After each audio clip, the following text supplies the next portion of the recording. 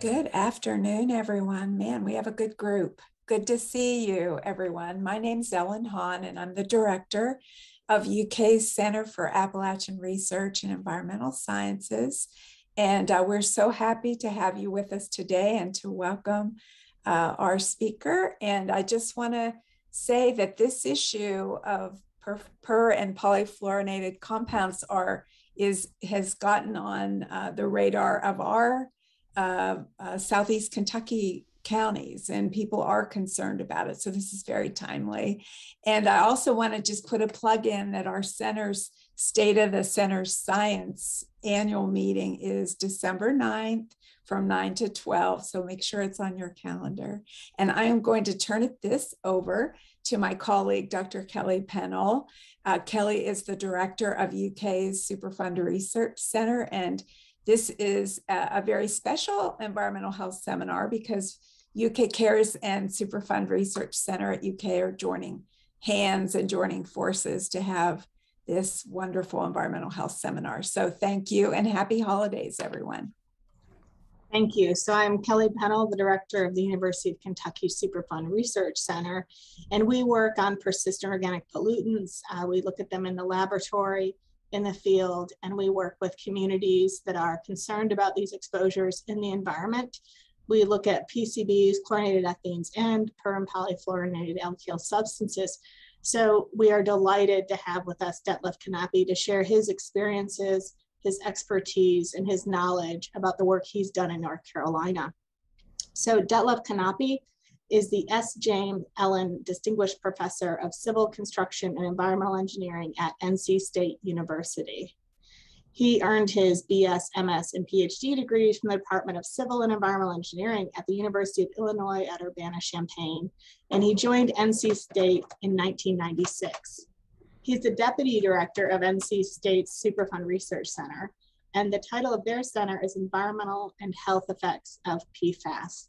So their entire center is focused on this forever chemical that Detlef's going to be talking about today. Dr. Knappe is interested in drinking water quality and treatment, water reuse, organic micropollutants, development of water treatment processes for polar and persistent organic pollutants, and the fate of organic pollutants in solid waste landfills. Thank you so much for being with us today, Dr. Knappe, and I look forward to your presentation. Great. Thank you for the introduction, Kelly, and Ellen also. Can you hear me okay? So I'm happy to share our experience here in North Carolina as it relates to PFAS, and I want to talk about primarily the occurrence and community impacts of per and polyfluoroalkyl substances. And I'll be talking quite a bit about the Cape Fear River. So this photo on the bottom left is a group of us collecting water samples on the Cape Fear River at a drinking water intake.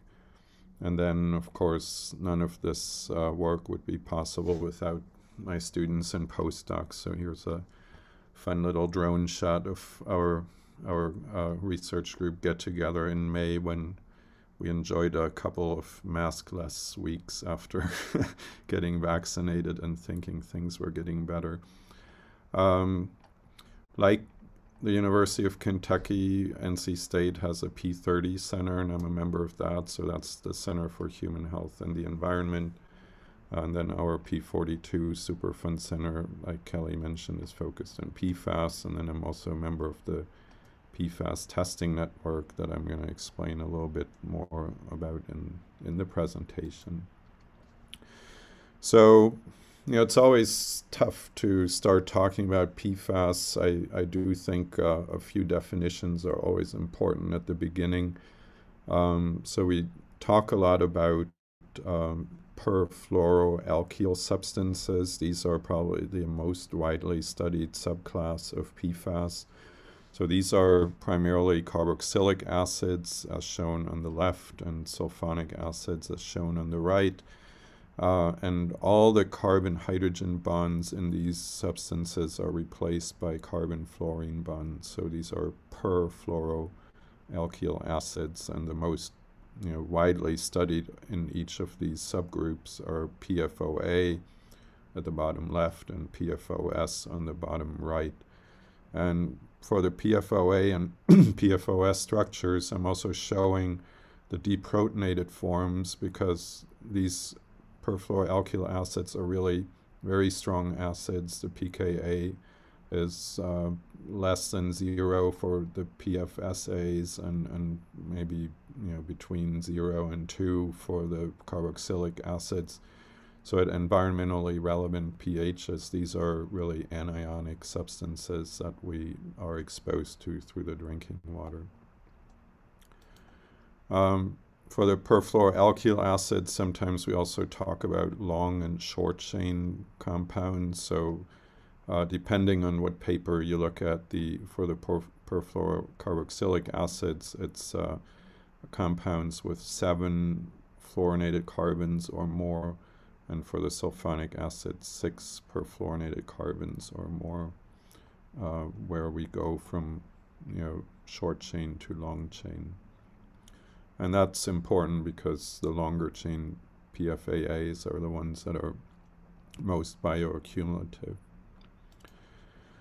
So then we also talk about polyfluoroalkyl substances, and the difference between per and poly is that the polyfluorinated compounds still have some carbon-hydrogen bonds. So here I'm comparing PFOS, where 8 carbons are fully fluorinated, to 6,2-fluorotellumer sulfonic acids, where 6 carbons are fully fluorinated, and then we have these 2 spacer carbons here that have carbon-hydrogen bonds. So this would be a polyfluorinated counterpart. Both of these have 8 carbon atoms and a sulfonic acid group.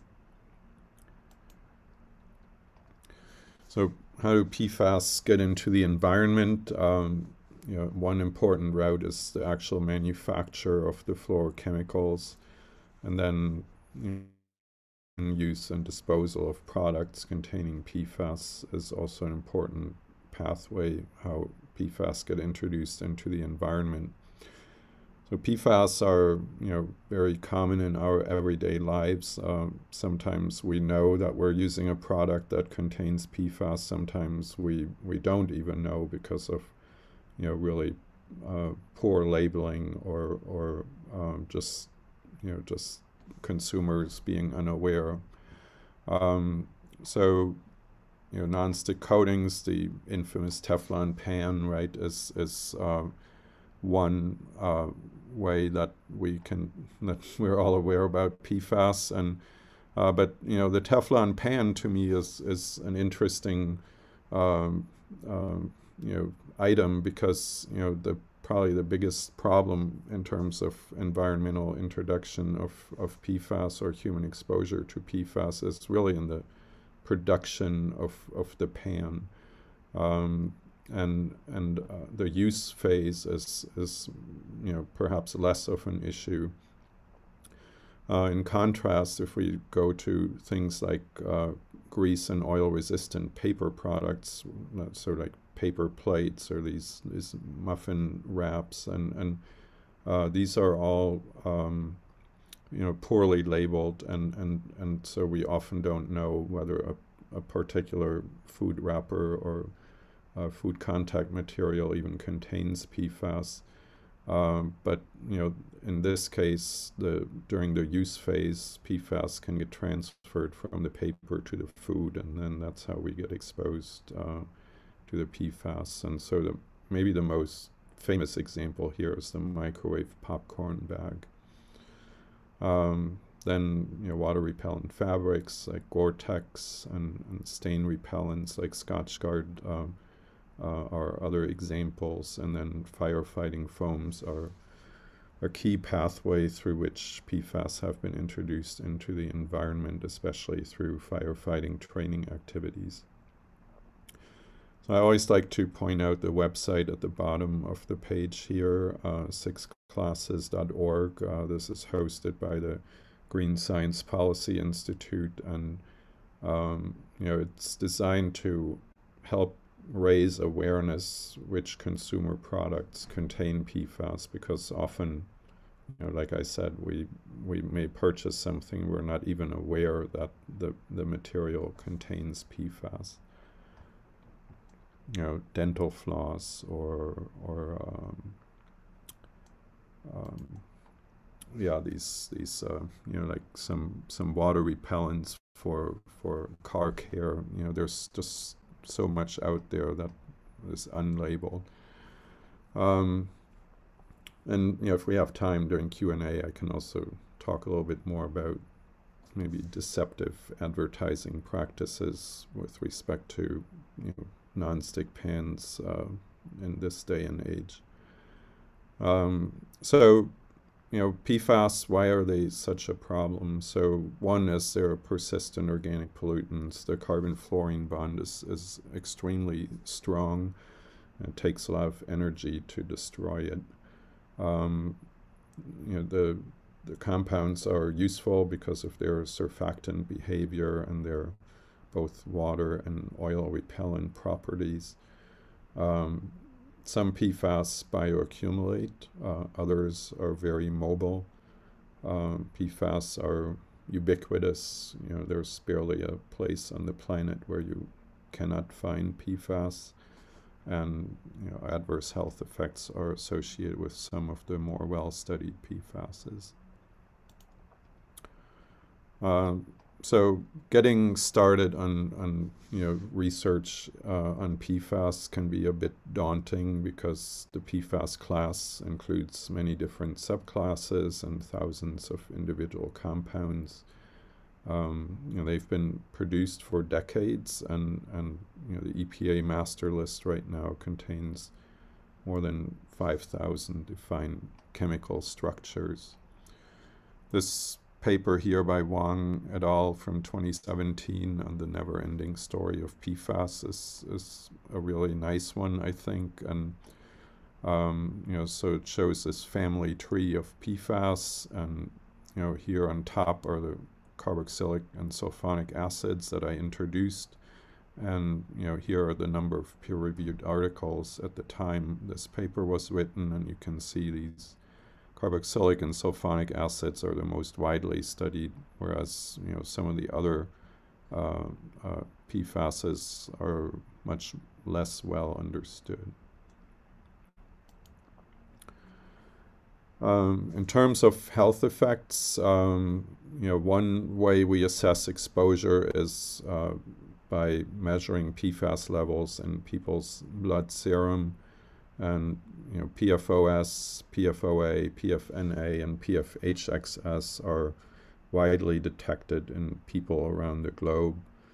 PFOS and PFOA are likely carcinogenic based on US EPA assessments and immunotoxic to humans. For the majority of PFAS that are out there, the health effects are poorly understood. I also like this graphic I'm showing here on the right from Elsie Sunderland's Nature paper that shows the many different pathways through which PFAS can lead to human exposure and exposure to the fetus and infant. So some of those are direct pathways, and some are indirect, where through the manufacturing and life cycle of a product, PFAS may end up in our drinking water and then reach us that through the drinking water or food pathway. So I'm really quite involved in research on drinking water quality, so I'm interested in also how drinking water standards are being developed. And one thing to really point out with PFAS is that we're worried about them at extremely low levels. When we look at drinking water regulations for volatile organic compounds or pesticides, we're typically talking micrograms per liter or parts per billion. With PFAS, we're talking about, in some cases, single-digit nanogram per liter or part per trillion levels. So That's a reflection in large part of the bioaccumulative nature of these compounds. So EPA currently has, at the federal level, a non-enforceable lifetime health advisory level of 70 nanograms per liter for the sum of PFOS and PFOA. New Jersey, Michigan, Vermont all have more stringent standards. New Jersey and Michigan are regulating individual compounds, whereas Vermont is taking a summed approach of 5 individual PFASs that cannot exceed 20 nanograms per liter together. So that's one of the more stringent standards out there. Massachusetts has a similar standard with a sum of 6 even. And then North Carolina is a state where GenX has a health goal that's somewhat lower than the enforceable maximum contaminant level that Michigan has for GenX. It's also important to point out that EPA just recently released a reference dose for GenX that's actually lower than that for PFOA and PFOS. So there may be some reevaluation of the health goals and standards for GenX. So another thing that's really important is to understand PFAS occurrence in drinking water. Drinking water is one of the most important exposure routes.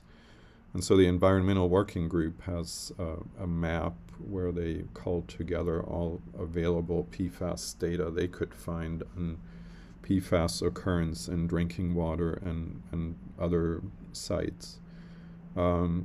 So, one thing that this map tells us is PFAS are found pretty much everywhere in the U.S., but then some states, light up much more than others. And it's important to point out that that doesn't necessarily mean that PFASs are more prevalent in one state and less prevalent in another.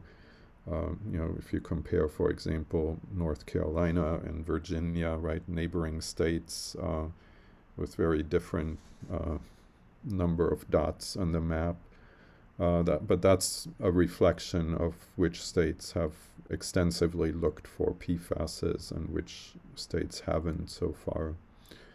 Also, the map of North Carolina is largely data that has been collected as part of the PFAS testing network here in North Carolina, both in our lab and Lee Ferguson's lab at Duke University. And some of the dots, any detect is shown. So even if we measured 1.2 nanograms per liter of a single PFAS, it got a dot. And so that's another thing that's important to keep in mind. But nonetheless, this map is, I think, useful to highlight that PFAS occurrence in drinking water or drinking water sources is widespread, and it allows people. This is an interactive map. You can click on the dot that represents your town, and you can see what PFAS levels are present in the drinking water or the source water. So if we move to North Carolina, so here's an outline of the state map. We're particularly interested in the Cape Fear River Basin that's highlighted in purple. And in the central part of this basin is a fluorochemical manufacturing plant, and they discharged PFAS through their wastewater into the river, and they also emitted PFAS into the air. And then, that led to some atmospheric transport and then redeposition to the land surface through either dry or wet deposition. So this has led to, both local impacts where, thousands of private wells have been contaminated in about a 20-mile radius around the plant. And then through river transport, the impact has been felt on communities that are almost 100 miles away. So I want to give a little bit of a history on this fluorochemical plant. This plant started making fluorochemicals in 1980. It was a DuPont plant at the time. And initially almost they operated more or less, I would say, under the radar. The plant was making building blocks for fluoropolymers that then get shipped to other DuPont facilities where the fluoropolymers are actually made. So the plant gained maybe a little bit more attention from the public and the regulators in 2002 when DuPont decided to start manufacturing PFOA at the Fayetteville Works site. And the reason they started PFOA production was because 3M at the time was phasing out PFOA production. And PFOA is an important processing aid to make Teflon. So the idea was that DuPont would make PFOA at the Fayetteville Works and then ship that PFOA to Parkersburg, West Virginia, where it would be used to make Teflon. So, soon after DuPont started making PFOA, or C8 is another name for PFOA, they had almost immediately an impact on groundwater quality, and so in monitoring wells underneath the production plant, PFOA was almost immediately found. It turns out that a lot of the water was routed through unlined channels on the property, and there's sandy soil in this area, so there's quite a bit of infiltration. So because PFOA production started, a number of things happened at the time. So our Department of Environmental Quality asked downstream drinking water treatment plants that were being constructed to add activated carbon. And also some EPA researchers began to look at PFAS occurrence in the Cape Fear River Basin, and they were particularly interested in the impact this plant has on PFOA levels at the time. So I want to highlight here both Mark Streiner on the right and Andy Lindstrom on the left. They are really the two scientists who have brought the initial attention to PFAS in North Carolina by studying the Cape Fear River Basin. They did this in collaboration with Shoji Nakayama from Japan, who worked at EPA at the time. And so it's kind of a busy slide. It's part of the Cape Fear River Basin here, and the numbers represent the same in order from highest to lowest PFAS concentration. So number one is the site that had the highest PFAS concentration, and then from there on down. So one thing that really stands out is there's a lot of PFAS in this upper portion of the watershed, the Haw River, and I'll come back to that. But the fluorochemical plant is down here, right? So one thing that was really surprising based on this study was that the PFAS occurrence was quite significant upstream of the fluorochemical plant.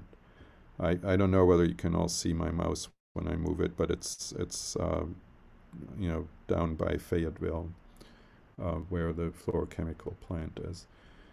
And so one question that Mark and Andy were really interested in was, is C8 the dominant PFAS?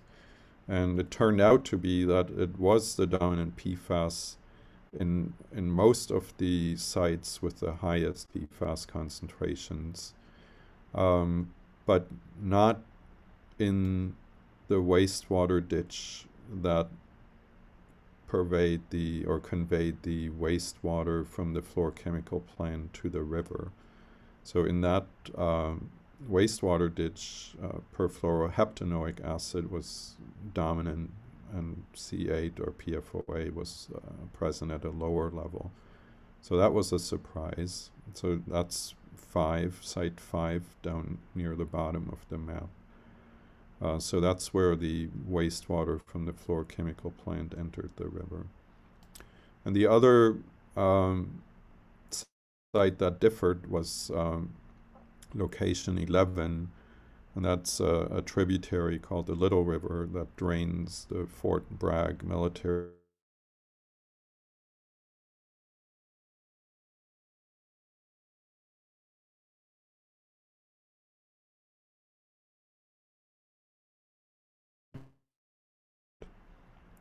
So, what this study really highlighted was, that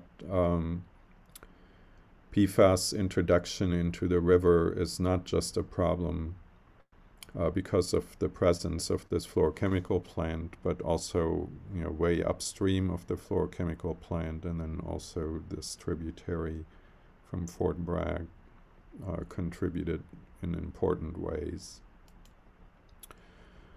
So moving on to 2009, the EPA began to think about limiting PFAS exposure in people by setting provisional health advisory levels for PFOA and PFOS at 400 and 600 nanograms per liter, 400 and 200 nanograms per liter. And at this time, DuPont was also beginning to phase out PFOA production, and they wanted to phase in the production of GenX. And so a consent order outlined the conditions under which DuPont was able to produce GenX as a replacement for PFOA at the Fayetteville work site.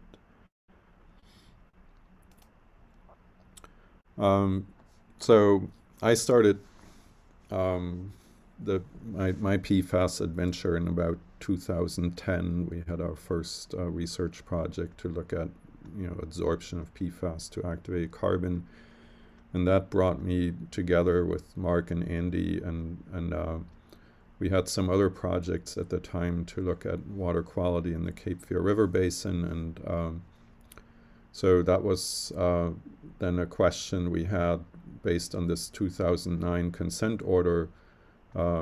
Is there a GenX in the river? And so in 2012, we detected GenX for the first time in the Cape Fear River. And we also saw other features in the water, in our mass spectra. In 2014, we detected GenX and other fluor ethers for the first time in the Wilmington drinking water, so in the treated final finished drinking water. And in 2015, Mark published a key paper that summarized a couple years worth of work trying to understand these features that he found in the non-targeted analysis of the Cape Fear River water. And this led to a whole new understanding of PFAS occurrence in the Cape Fear River Basin, and so what Mark discovered was basically a range of fluoroethers, and so we have homologous series of monoethers from 3 to 6 carbons shown here, where GenX is the 6-carbon monoether. We also have multi-ethers with 2, 3, 4, and 5 ether-oxygen linkages. And these are all carboxylic acids, and then also we have some other ethers we call Naphthalene byproducts that have primarily sulfonic acids. And so, this discovery really was eye-opening for a number of reasons, but one important reason was we found high levels of some of these PFASs in the water, and there was essentially no information about the toxicity of these compounds apart from a very few studies on GenX. So in 2016, EPA issued a health advisory level for PFOA and PFOS at 70 nanograms per liter. And this really was a motivator for us to publish our occurrence data in the drinking water, even though we couldn't fully quantify yet the concentrations of all of the different ethers that we were finding. So this was a paper that was led by my postdoc Basin, and also with important contributions from Elisa Arevalo, who was one of my master's students, and then of course Mark and Andy. And so, one of the key findings here was that in Wilmington, North Carolina, GenX was an important contributor to the overall sum of PFAS that were present in the water. So these very colorful little bars towards the left are what we call the legacy PFAS, or the carboxylic and sulfonic acids, and then the big red bar is GenX. And what's important to note here is that this neon green bar was the only PFAS that the city of Wilmington detected when they participated in the third unregulated contaminant monitoring rule that EPA required for drinking water providers to complete between 2013 and 2015.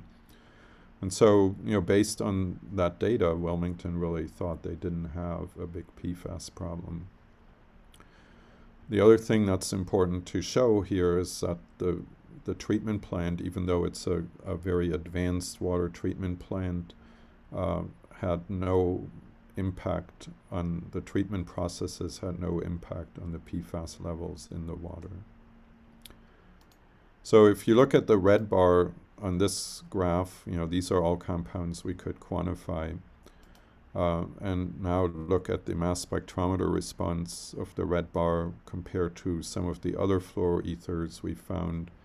GenX was actually one of the smaller contributors to the sum PFAS in that particular water. But we could not quantify the other fluoroethers because we lacked calibration standards for our mass spectrometer. We just knew that these compounds were present at really high levels at the time. So this paper was published in November of 2016, and it took about another 6 months or so before the public really learned about the high levels of PFAS in the Wilmington drinking water.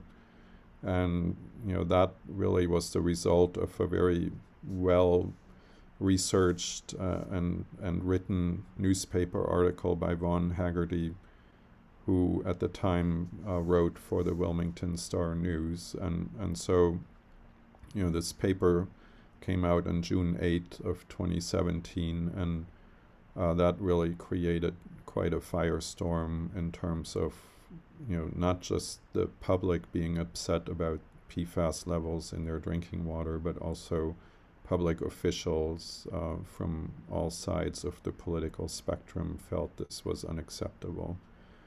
And so within a couple of weeks, the community leaders summoned chemors to explain themselves, and so some of the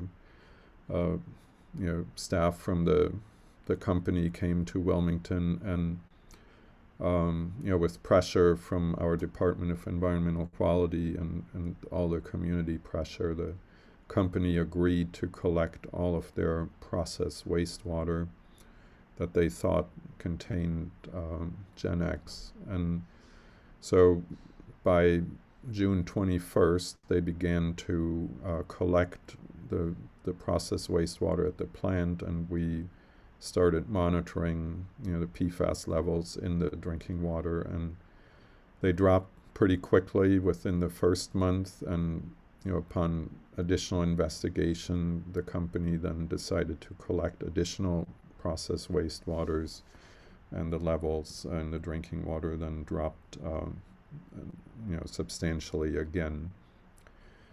So this looks, in some ways like a success story, and it is, because the water quality is now substantially better. But it doesn't erase the historical exposures that the community had to endure. And one thing that came out as in this community meeting was that Chemours actually had discharged GenX and these fluor ethers into the river since 1980, since the very beginning. So that's a whole other story I could talk about. So there's been almost 4 decades of PFAS exposure in this community. So we were curious what were the levels really, and so we now have analytical standards for a number of these fluor ethers, and for an archived sample, we looked at the traditionally studied compounds, so that was about 120 nanograms per liter for the carboxylic acids, another 45 for the sulfonic acids. But the fluor ethers were present at 130,000 nanograms per liter, with the majority made up of a relatively short chain PFAS, perfluoromethoxyacetic acid, so 3-carbon monoether. You can also see that GenX, that sliver is relatively small compared to some of the other slivers like PFO2HXA and PFO3OA were very important contributors to the total that we could quantify. So that's the impact of the wastewater discharge. If we look at the air emissions, it essentially rained PFAS around the fluorochemical plant. So these are some rainwater data that were collected by our DEQ in 2018. And you can see that the GenX levels, especially in the red circles, are very high. So if we look at 140 nanograms per liter as the health goal, these levels are substantially above that health goal. And this rain, falls to the land surface and infiltrates this largely sandy soil in this area. And so this map shows all the parcels of land where private wells have been contaminated with PFAS. And so the parcels marked in yellow are now qualifying for under sink reverse osmosis systems up to 3 per household. And the ones marked in red qualify for whole house filtration or connection to public water systems. So in total, over 5,000 wells have been sampled, and over 4,000 qualify for some form of intervention. So the public now has many questions. Are PFAS in my drinking water, and are there PFASs that standard methods do not detect? Are PFAS in me, and at what levels, and what are the health effects? And are PFAS in my food, and how can I get PFAS out of my water? So our legislature actually mandated that the universities study the occurrence of PFAS in all municipal and county water systems.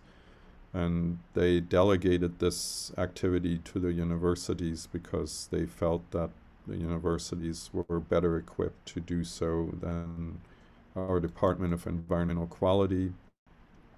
And so, with in collaboration with Duke University and University of North Carolina at Charlotte, we are analyzing water samples by targeted methods. We target about 50 PFAS, by untargeted methods, and by adsorbable organic fluorine analysis. And we've completed one round of sampling of 376 drinking water sources in the state. And what we see is that the traditionally studied carboxylic and sulfonic acids are the ones that occur most widely. So percent positives is represented by the red portion of the pie. And so you can see those are also the ones that have the largest number of dots. But perhaps somewhat positive was that really only one water supply exceeded the drinking water health goal for PFOS and PFOA. And within a month of us finding the contamination, and this was validated by NC State, Duke, and a commercial lab, the community was able to switch to an alternative water supply that was essentially unimpacted by PFAS. For the fluor ethers, they occurred less widely, but they did occur at higher concentrations in some of the drinking water supplies. So if you look at the sum PFAS concentration as a cumulative distribution, of the 376 water supplies, 20 had a sum PFAS above 70, 71 between 10 and 70, and 285 below 10. So, to me, there's some good news in this data set in the sense that, for very many drinking water providers, PFAS are not really an important issue. But when we look at the ones with the highest levels of PFAS, the ones that have a large purple bar are the ones that are impacted by the fluoroethers from the Chemours facility. And so we see that even today, after all of the efforts that have been undertaken to collect processed wastewater and to control air emissions, the PFAS levels continue to be quite elevated in a number of the communities that are downstream of the fluorochemical plant. So as a result of these findings, a group of researchers at NC State got together, and we also thought it would be important to compete for a Superfund Research Center, which we were able to get funding for a year and a half ago. And we have 4 projects in our center, one that focuses on human exposure, one on immunotoxicity, one on bioaccumulation in the aquatic food web, and one on remediation. I want to talk a little bit about the exposure component here. This is work that's led by my colleague Jane Hoppin and our postdoc Nadine Kotlards. This started out as an R21 and has now been incorporated into our Superfund Center activities, and we just collected blood from the 1,000th person in cohorts that we have along the Cape Fear River Basin. So as part of the R21, we started in Wilmington, North Carolina, and we found that the longer chain fluoroethers associated with Chemours were detected widely in Wilmington blood. So if we look at the Naphion byproduct 2, that was found in 99% of 344 samples. PFO4DA in 98% of the samples, and PFO5DODA in 87% of the samples. These ethers contributed an important additional burden to the burden from the more traditionally studied legacy compounds that are also present in this water.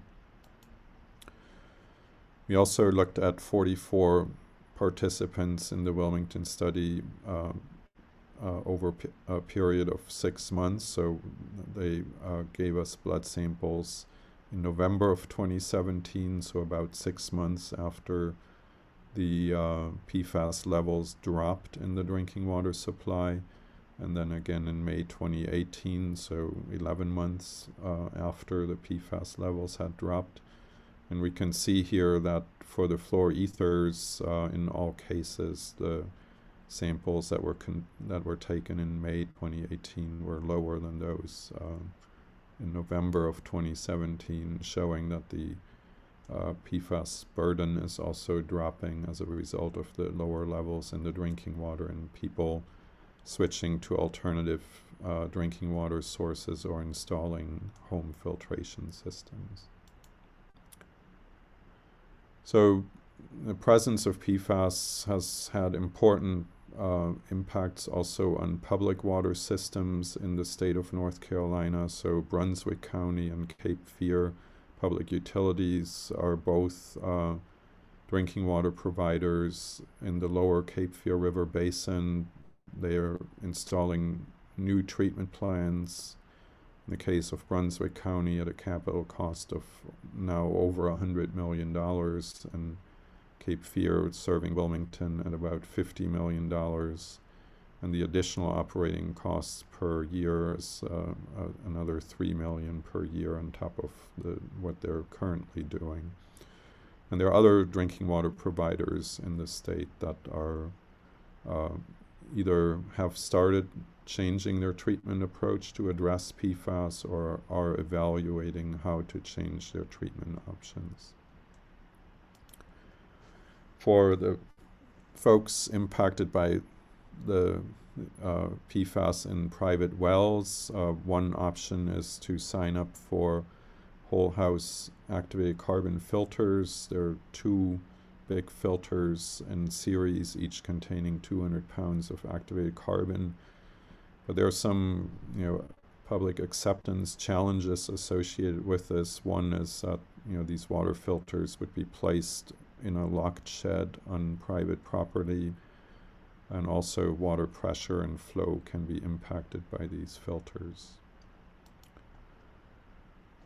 And finally, I just want to show one slide. We also have spent some time looking at common home filters and how well they remove PFAS, and this has been a joint effort also with Heather Stapleton at Duke University.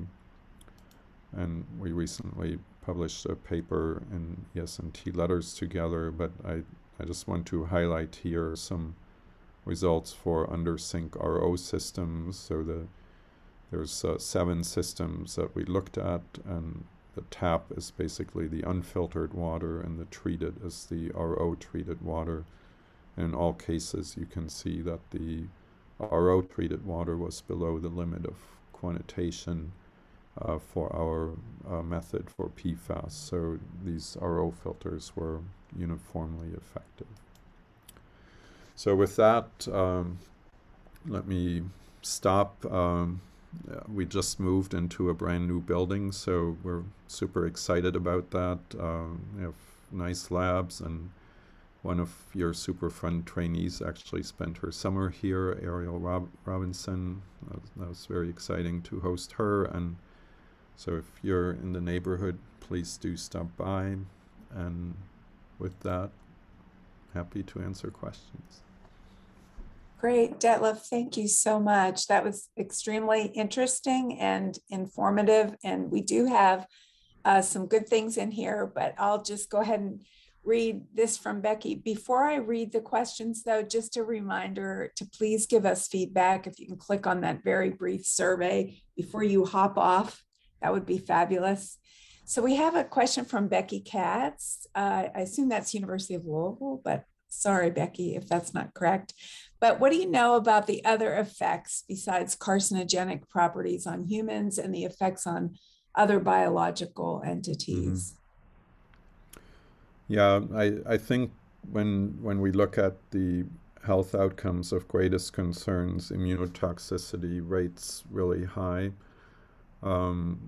And there are really such a wide range of adverse health outcomes associated with PFAS exposure, from ulcerative colitis to elevated cholesterol.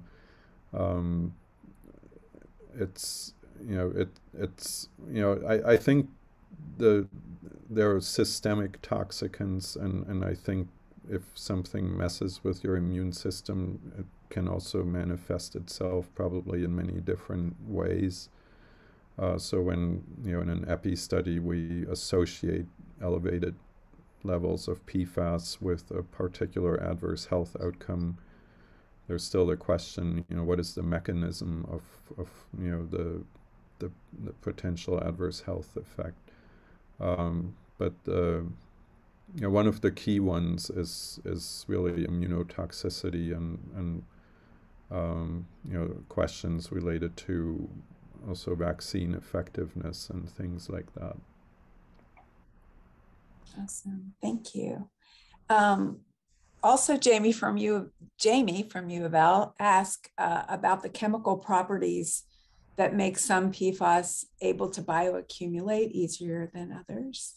Can you speak to that? So, yeah, I should probably preface all of this that I'm not a toxicologist, but PFAS are unique in the sense that they can bind to, and so they really behave in our bodies very differently from traditionally studied pollutants that may accumulate in fatty tissue, for example. And so our liver is not good at excreting PFAS bound to protein, and so we just recycle them as maybe the simplest way I can explain it. Okay. He also, Jamie, feel free to jump in and ask your question in person because he has a long, or she, I apologize. There she is. It's a she. I'm so sorry. I think it's a she, her. Anyway, Yes. Jamie, do you want to ask your question about treatment, water treatment? Yeah, absolutely. Can you guys hear me okay? I have to wear a Yes. mask still. Yeah. So in one of the bar graphs really early on, you showed that the raw water versus the treated water, and you said there really was an effect of treatment on total PFAS. But to me, it looked like there was an increase in the treated water in the total PFAS. Maybe it wasn't significant, but the bar was longer. And I was wondering what you think may cause that increase with water treatment. Yeah, so one thing we didn't do when we collected these samples, we didn't match the hydraulic residence time of the treatment plant. And since this is a surface water supply, the concentrations can also change. The hydraulic residence time in the plant is more than 12 hours. So, that could have just been a reflection of variability in the source water concentration. And at the time also we didn't have a mass labeled internal standard for GenX, and so there could have been some just subtle matrix effects in the mass spectrometry and the response of the instrument in the raw and the finished water. But when we looked at, we actually took a bunch of samples through the treatment train, so there was some random variability. So yeah, we couldn't speak to statistically significant changes either up or down.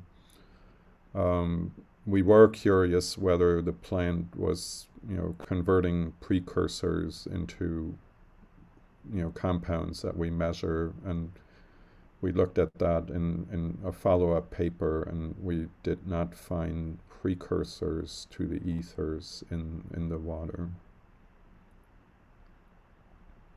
Great, thank you. I should point out that Louisville is one of the few places in the country where GenX is actually occurring in the drinking water.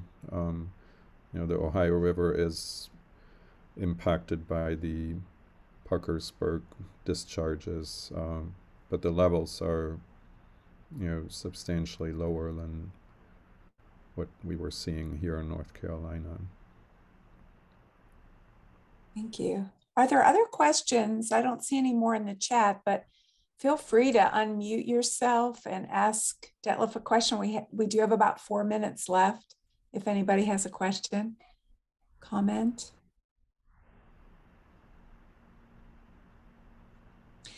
I'll jump in because I was looking at the EWG link that you sent about the water contamination.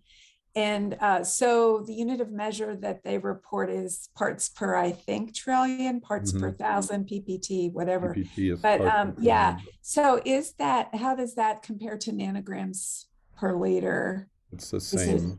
Same, that's what I thought. Part per trillion and nanograms per liter is the same. Okay. So yeah, like the, speaking units in community meetings is always something that requires really careful consideration. So, one is making sure people understand that parts per trillion and nanograms per liter is the same thing. But then also when we measure PFAS in blood, we use, nanograms per milliliter, which is really part per billion. And, people try to always link blood levels to water levels, and that can lead to some confusion. It's just convention, right, that we report blood levels in nanograms per milliliter and the water levels in nanograms per liter for PFAS. Thank you. I hope somebody else had that question, or maybe that sounded uninformed, but I wanted to make sure I clarified that. That's I think really important. And yeah, for somebody who spends a lot of time just dealing with water quality, it's maybe second nature, right? But for most people, it's just all alphabet soup, So there is another question before you go, and the question is: are the wells you tested more contaminated from groundwater sources or evapotranspiration? I hope I'm saying that correctly. So the well contamination is almost entirely a result of atmospheric deposition. So, the PFASs were emitted through the stack into the air, then transported by wind, and then, especially through rain events, back to the ground, and that water infiltrated into the subsurface. And it's important to note these wells are very shallow in this area. A lot of people have wells that are only 30 to 50 feet deep. And so they tap into the superficial aquifer that is very vulnerable to, this atmospheric deposition, especially in this area where the soils are very sandy. So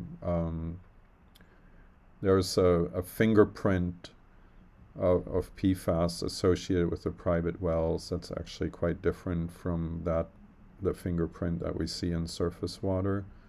So it's really a reflection of what was emitted into the air, what we then see in the private wells. Oh, great question. Great answer. Interesting. Very interesting. Are we testing, I guess, the data on that map that you shared with us, EWG? Is that, it looks like most of the testing anyway in Kentucky, because that's what I looked at, are mostly from our industry, the water and sewage systems that are testing. Is that the case, or do some states regulate that? And are people testing private wells, or is it just hit or miss?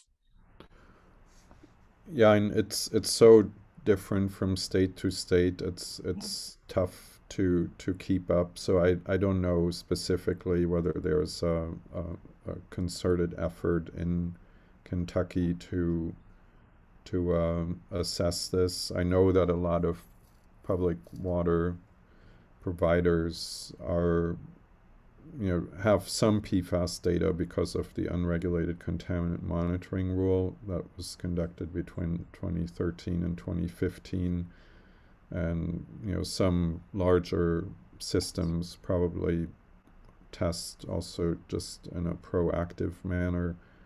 But yeah, Kelly, maybe you have some insights there. I was just going to say, so the Kentucky Energy and Environment Cabinet has now released 2 reports. Most recently, it was finalized in August, the second report, but I believe it was released in October. I think they're both available now on the Kentucky Energy and Environment website, where they have been doing sampling of some of the public water systems in Kentucky. And in Kentucky, nearly 98% of people do get their water from public water systems. As far as a private water system, that would be up to a private the private owner. But there is those 2 reports, not all of them, but that would be a good resource for people to look to. Thanks, Kelly. I know we're out of time. We're a few minutes after, and if you have to jump off, feel free. I just want to formally, again, say thank you to Dr. Knappe and his expertise, and we appreciate the resources very much. If you want to stick around for a few minutes, we can stay on if you have burning questions. I know there's one in the chat from Dr. Lanise. Do you know how saturated adsorption technologies such as activated carbon are being disposed, and how these can impact in the reintegration of PFAS into the environment? Yeah, so that's a really important question, right? When we remove PFAS from water, we're really just transferring PFAS from one medium to another. We don't destroy the PFASs. And that's been true really for other pollutants as well, but I think with PFAS, we're finally becoming maybe more concerned about this cycling of contaminants through different compartments. So when it comes to activated carbon, the end-of-life management options are disposal in a landfill, incineration, or thermal reactivation, and then reuse. And so we have one project right now to help us understand the thermal behavior of PFASs under conditions commonly found in thermal reactivation of activated carbon. So the hope is to identify approaches that would completely mineralize the PFASs, convert them to inorganic fluoride that can be captured as calcium fluoride. So that's research, that's ongoing. We also, as part of our Superfund, want to understand desorption kinetics under landfill relevant conditions. Are the PFASs potentially released, or will they just be kind of glued and stuck into the carbon? So that's something else we're interested in studying. But yeah, it's a really important question. Right now, the default assumption is that incineration can take care of it, especially for other sorbents like ion exchange. But there are lots of important questions: how the incinerator is operated. Is the temperature high enough? Are the residence times sufficiently long to really accomplish this complete mineralization? Well, thank you again, Detlef. We really appreciate everything that you've shared with us today. And I want to thank the Superfund Research Center for working with us on this important seminar. And I wish everyone a great afternoon, and take care, everyone. Thank you very much. Right. Thanks. Nice to be part of the seminar series. So good to see you.